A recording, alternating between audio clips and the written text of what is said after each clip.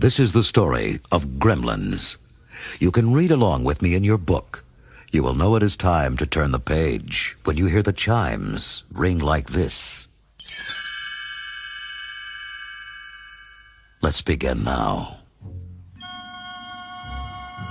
When Rand Peltzer entered the musty backstreet curio shop in Chinatown, he was hoping to find something different.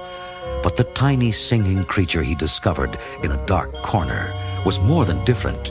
It was special. It was a Mogwai. Rand was enchanted. I've never seen anything like it. How much is he? The old shop owner shook his head. I cannot sell him at any price. Mogwai is very special creature. Needs much responsibility. Disappointed, Rand left the shop. Suddenly, the old man's grandson appeared with a wooden cage. Here, mister. You can buy the Mogwai. Great. My son will love it. But what about your grandfather? Never mind. We need the money. Just remember this. Keep the Mogwai away from light, especially sunlight. It'll kill him. Don't get him wet, and never feed him after midnight. Never. Back in Kingston Falls, Rand proudly presented the unique Christmas gift to his son Billy. Amazed, Billy watched the furry little creature peer out of the box with his large, friendly eyes. Rand beamed.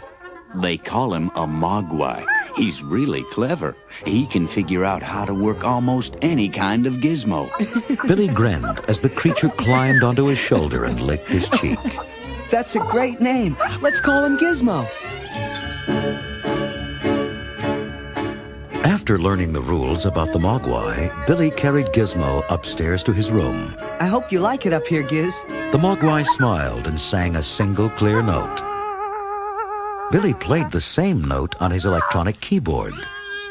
Gizmo's large ears perked up, and he reached over to play the keys himself. Billy chuckled and gently placed a big red Santa hat on the tiny Mogwai's head. You're some Christmas present, Gizmo. A few days later, Billy's young friend Pete came by. Wow! So this is a Mogwai, huh? Can I pet him? But Pete accidentally knocked over a paintbrush glass, splashing some drops of water on the Mogwai. Gizmo screamed and arched in pain. Billy watched helplessly. Oh, no. He's not supposed to get wet. Look at his back. Spots were growing where the droplets had hit Gizmo.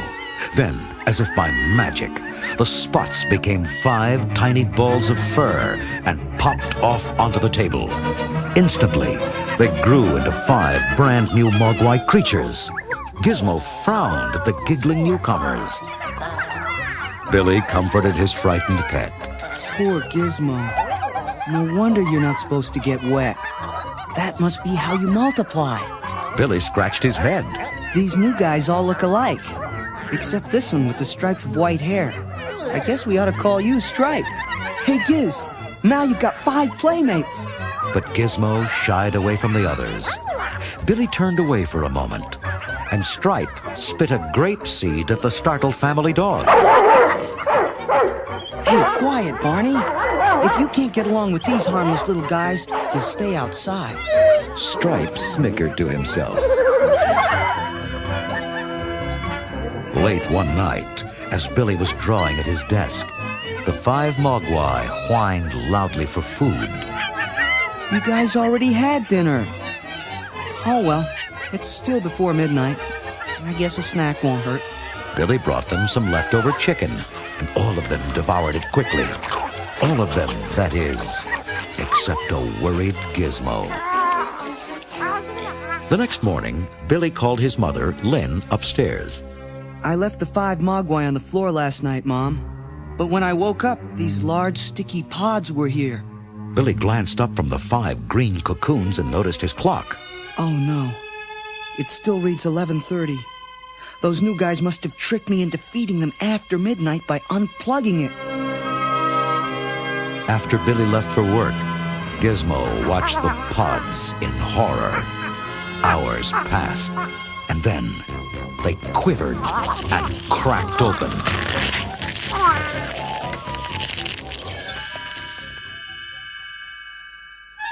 Downstairs, Lynn was alone, baking in the kitchen, when suddenly a dinner plate flew past her head. She spun around to see nasty, scaly creatures threatening her from the countertops. Those things must have hatched out of the cocoons upstairs. No longer were they cute, furry Mogwai. Now, they were gremlins. Bravely, Lynn battled the beasts with kitchen utensils. She even doused one with bug spray and trapped him in the microwave. Shaken, Lynn stumbled into the living room to catch her breath. Suddenly, the Christmas tree toppled onto her. A gremlin leaped savagely onto her back, screeching and scratching. Just then, Billy returned home. Quickly, he grabbed an ornamental sword and struck down the fierce beast. He looked up to see the one remaining gremlin snarl at him and then escape out a window into the cold night. Mom, it's that troublemaker Stripe. Billy took his mother to a neighbor's house. You'll be safe here, Mom. I'm going after that rotten little gremlin. He loaded Gizmo into his nylon backpack and set out into the bitter night. Together, they followed Stripe's tracks across the snow to the local gymnasium. Look, Giz. He's broken in through that side window. We've got to go in there and destroy him.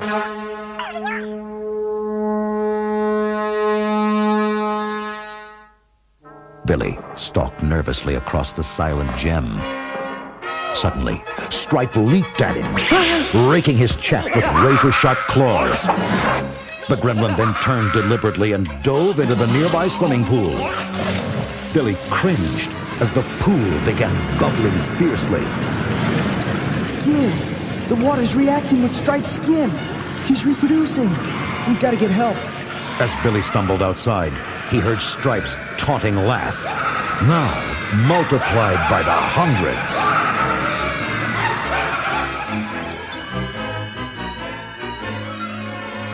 Soon, gremlins were running wild through Kingston Falls. They gleefully smashed windows, knocked over garbage cans, pulled down holiday decorations, and swung merrily from TV antennas. Several strutted around proudly in stolen hats and coats. One crafty gremlin even pried open a traffic control box. He switched all the traffic lights green and watched the cars pile up. The gremlins didn't like people, and they didn't like the town. In fact, the only thing they did like was making trouble. City worker Futterman was home watching TV when he heard his snowplow start up outside. Sheila, look. My plow's driving all by itself. Wait, it's headed this way. The plow crashed right through the Futterman's living room. Thanks to you-know-who. Dozens of mischievous gremlins invaded Dory's pub, chasing out all the customers but one, Billy's girlfriend, Kate. They screeched at her to fetch them food and drink. She ducked a handful of peanuts. Ow! Hold on! I'm working as fast as I can. Kate toiled on fearfully as the gremlins threw bottles, ripped up the pool table, and put on discarded hats and scarves. One adventuresome beast even rode the overhead fan for fun. But when one boisterous gremlin demanded a light for his cigar, Kate noticed the match made him flinch. The light hurts his eyes. That gives me an idea. She aimed a flash camera at the creatures. Smile, turkeys. The creatures howled and backed away from Kate. As she headed for the front door, she clicked the camera again. Oh no! I've used up all the flashes. The angry gremlins surrounded her with vengeance in their eyes. Suddenly, the glare of headlights flooded into the room. The gremlins fell back in pain. Kate, it's me, Billy. Run outside. Kate dashed out. Billy, what are those creatures? Billy hurried her quickly down the street. They're gremlins, and they're tearing up the whole town. Let's hide in here. They ducked into a building. Kate hugged him tightly. It was horrible, Billy. Thanks for saving me. Dawn approached. Kate, Billy, and Gizmo crept cautiously outside and explored the ruined town. There's no sign of them anywhere, Billy. Then Gizmo sniffed the wind. Excitedly, he pointed Billy toward the local movie theater. Of course. The gremlins are hiding indoors. Sunlight can kill them. Nervously, Billy peeked inside. They're all in here, Kate. Singing and yelling and throwing popcorn.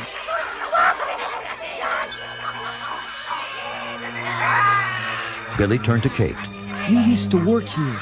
Show me where the boiler room is. I've got a plan. Kate led him to a back room behind the screen. Billy turned on all the gas jets and lit a rag fuse. Now let's get out of here fast. They raced across the street just as a huge fireball erupted from the theater. We did it! All the gremlins are gone! Gizmo tugged on Billy's jacket, pointing towards a department store window. Billy groaned. It's Stripe. How did he get away? Come on, we've got to finish him off. He's the last gremlin. As the three entered the silent store, Billy picked up a baseball bat. You and Gizmo find the lights, Kate. Billy crept from aisle to aisle. He searched the dark tensely. Nothing. Suddenly, a saw blade ripped past Billy's head.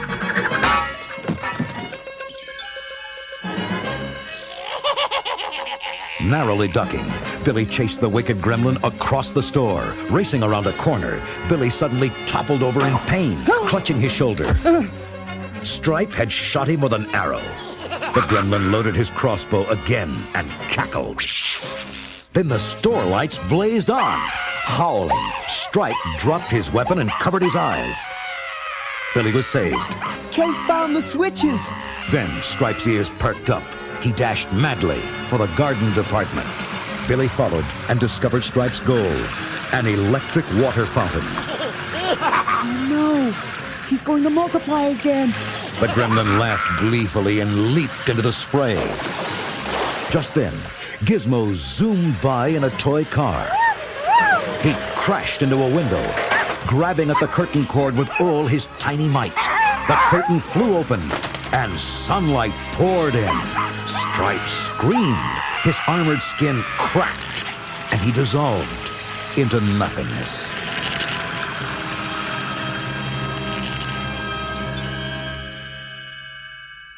That night, Gizmo's original owner, the ancient Chinese man, entered the Peltzer's home. Glaring at the family, he placed the tiny creature back in its wooden box.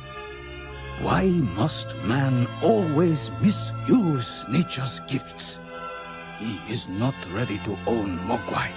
Gizmo poked his head out of the wooden box, searching the room with teary eyes. Billy. Billy smiled sadly. The old Chinaman's face softened. He patted Billy's shoulder. Mogwai likes you. Seldom wrong. Someday you may be ready.